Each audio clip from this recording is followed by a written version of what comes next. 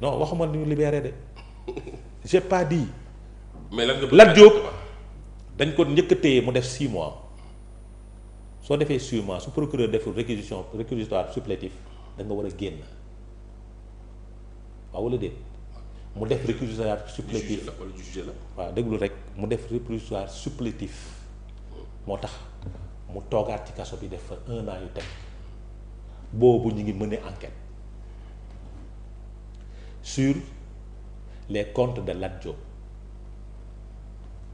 mais fii wax naa la sur la base de la déclaration de patrimoine du président de la République qui n'a fait que 15 ans qui n'a jamais été chef de service fu mu mënee déclarer obtenir 500 millions de francs CFA ci def 25 ans d'après Ousmane Sonko am ay poste de responsabilité nekkoon directeur adjoint de la BCEAO gouverneur adjoint Lat Diop fut gouverneur adjoint de la BCEAO léegi occupé déglu rek occupé ay perte de d'après déglu baax li ma la sur argumentaire bi damay utiliser argumentaire Ousmane Sonko non dafa nag non déglul damay utiliser argumentaire Ousmane Sonko ba muy défendre Tahirou Sarr déglul di ma bàyyi nag ma utiliser man maay wax lu ma neex say argumentaire man maay wax lu ma neex Ousmane Sonko su mënee déglul Ousmane Sonko bàyyi ma terminer Ousmane Sonko su mënee justifier les avoirs de Tahirou Sarr non pas de Tahirou Sarr de Tahibou Ndiaye di ko défendre argumentaire bu solide 25 ans de service plus de 25 ans de service am ay avantages am ay revenus war na mën a détenir 7 milliards kii li mu am matul 500 matul 1 milliard matul 1 milliard de francs CFA et il a fait plus de 25 ans il a été directeur au niveau am ay fonds communs ci position cadre au niveau des finances war na mun a am revenu bi su nekkee damaa taxaw ci argumentaire bi Ousmane Sonko waxoon démb ak barki démb waaw. Adama Fall da nga xam ne sa non argumentaire. non moo tax nga bëgg ko wékk. non ci argumentaire non Ousmane Sonko. di et ma puis bàyyi c'est pas la même chose. non amul différence. xam nga moom mu ngi wax rek. amul différence. mais amul différence. y a une différence. donc Adama pour conclure pour fermer ce chapitre pour dire quoi il y a effectivement pour dire quoi instrumentalisation. ce que je dis le procureur man non procureur moom li ma daan wax ci moom laay wax ci moom ba tey procureur tant que dagguñu cordon ombilical bi entre lui et l'exécutif du ma jàpp ni dañ koy utiliser du ma dañ sama xel du dañ ni dañ koy utiliser dañ koy defloo man procureur li mu def réquisitoire supplétif bi yoon moo ko may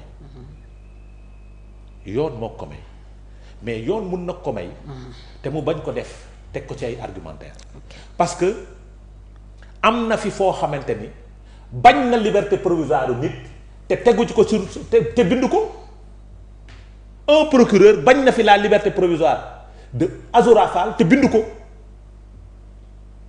te fii réquisitoire supplétif bi mooy da nga koy bind soo ko bindee ñu bañal la ko maintenant nag puisque ñoom man jàpp naa ni cordon ombilical baa ngi fi diggante moom ak exécutif indépendance boobu mënuma ko gis maintenant nag quant à la justice les juges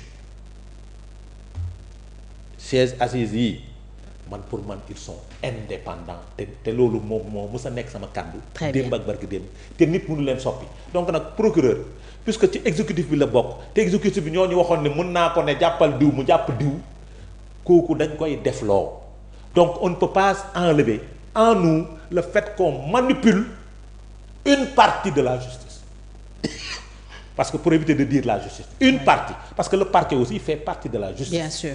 loolu tey nga koy wax tey nga ko mën a défendre. d'accord léegi mais parquet yàgg na fi. léegi di fonctionner comme ni muy fonctionner. gis nga pour dire. mais attends fi nga dugg dafa neex. fi nga dugg dafa neex tellement que. fi ma dugg Famara. Famara su ma daanelee nga jël. su nga dugg dafa neex tellement que. c'est tellement neex. xoolal déglul. xam nga yéen a ñu doon wax nañu. yéen a ñu doon wax vous avez vendu le peuple une rupture. oui mais déjà nous sommes dans la rupture. waaw non xam nga la rupture mooy lan. man li ma gëm pour la. comme yow pour yow c'est pas la rupture. déglul. man xam nga lay juge moom c'est toujours indépendant man ñooñu man du ma leen wax dara. waaw mais déglu leen. xoolal les magistrats de siège. mais déglu leen. xoolal comme jarul wax. est-ce que xam nga ni les magistrats de siège ñooy accordé liberté provisoire yi ñooñu kenn tënku leen. mais si le parquet se pourvoit. waaw xoolal les magistrats de siège ñoom ñooy accorder les libertés provisoires. mais ñooñu xam nga lu tax ñu koy accorder parce que kenn tënku leen seen aqulaa taalaa la ñuy taxawee seen déglul bu baax seen aqulaa taalaa. kenn tënku leen procureur yi dañoo am fu ñu féetee. non waaw il dépend non déglul je te laisse la responsabilité de ces propos mais li ma lay wax mooy déglul parce que tey la neex a wax. non je l'ai tout le temps dit je l'ai tout le temps décrit. non Adama Fall dafa ndànk. déglul dafa ndànk xoolal j'ai tout le temps xam nga man li ma bëgg ñu wax. mooy Ibrahima maak yow ñun Sénégal liñ bëgg may ma tuut c'est une précision que je voulais faire. c'est pas la première fois qu'on partage ici les plateaux. effectivement yàgg nañ toog ci plateau yi sur les positions de principe xam nga ma ci. j'ai toujours décrit le comportement des procureurs man Adama Fall. qui sont toujours à la merci de l'exécutif. Je l'ai toujours décrié et condamné. J'ai toujours salué le travail des juges, des magistrats de siège. Je l'ai toujours salué parce que ñooñu seen accolade à la bu mu jëlee décision bi salué nga ko. mais bien sûr. ci ban plateau ci ban organe. plusieurs fois plusieurs fois Adama Fall xam nga tey dafa yomb. donc pour te dire que dafa neex nga wax xam nga man bokkuma ma wax la ne la man bokkuma ci taxaw naan. la justice n'est pas indépendante et n'est indépendante man newuma ci loolu. laajal Fatou mi. waaw dafa naan xam nga yow yaa ngi rejoindre le premier ministre Ousmane Sonko mais li ma la bëgg a wax mooy. rejoindre gis nga ci kaawu Lat Diop. waaw. bañ ko ne lii foo ko jëlee dafa am lu mu jox te justifié am loo xam ne mënu koo justifié. amul. total justificatif yi mu présenté. defal ndànk rek. defal ndànk. c'est 280 millions. 264 000 de justificatif. c'est pas vrai. lépp la justifié. c'est pas vrai. defal ndànk lépp la justifié. defal ndànk lépp la justifié. Lat Diop. non defal ndànk je te donne une information. wax ma dama lay jox une autre information. ayca non tu ne vas pas me donner une information. dama lay jox une information. non. si parce que nag n'oublie pas que man affaire dossier yi damaa ñor de. waaw man non Sénégal yëpp la ñor. man je parle avec Lat Diop directement. non defal ndànk. man je parle avec Lat Diop. justement moo tax ma nekk partisan. xam nga tax. neutre ci dossier bi xam nga tax. non Adama Fall mais moo wax. xam nga lu tax xanaa dama may wax. xam nga tax may wax. non dama may wax. te moo promettre benn yoon. te moo promettre woon ne tey di nga ma bàyyi mu wax mais nangoo ma bàyyi wax parce que boo waxee nga feeñ. xam nga yow da nga partisan je te comprends. da ngay waxtaan ak Lat Diop. man waxtaanu mag Lat Diop. man je suis dans les faits. lan fait. xam nga lan mooy fait. d'après les dires d'un journal. d'après les dires d'un journal. d'après les informations que j'ai reçues. non c'est d'après les dires. d'après les dires d'un journal. mais yow tu les contestes. j'ai dit bien sûr je les conteste. waaw tu es libre. je les conteste kay. mais parce qu'il est le seul à l'écrire. permets-moi de les consolider. mais permets-moi de les accepter. waaw su la neexee comme autant de Sénégalais. fa nga bokk comme yow nu mu la neexee. yéen la d'accord ma ci. yéen la waa ji di waxal. mais Lat Diop lañ ko téye yéen la caat di waxal. gëmu ma ni ay fonctionnaires milliardaires gëmu ma ko. le premier ministre l'a dit.